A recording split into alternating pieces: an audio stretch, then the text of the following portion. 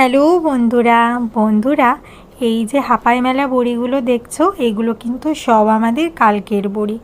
আসলে কালকে তো বড়ি দেওয়ার পরে বড়ি উঠে গেছিলো, কিন্তু তারপর তো বৃষ্টি নেমেছে, আকাশ খারাপ হয়ে গেছে, যেই কারণে না বড়িটা পুরোপুরি শুকাতে পারিনি।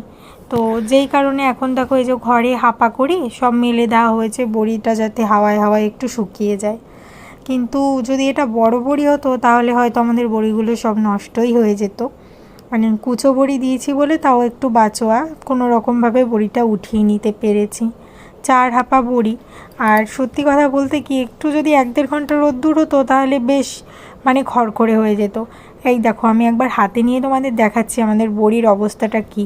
মানে নর্মালি বড়ি শুকিয়ে গেলে তো গুঁড়ো গুঁড়ো হয়, এ গুঁড়ো আর হচ্ছে না, দেখো পুরো চ্যাপ্টা হয়ে গেছে। কিন্তু কিছু করার নেই, এই বর্ষাকালে আমাদের এই সমস্যার সম্মুখীন সবারই হতে হয় কম বেশি, আর কি করার।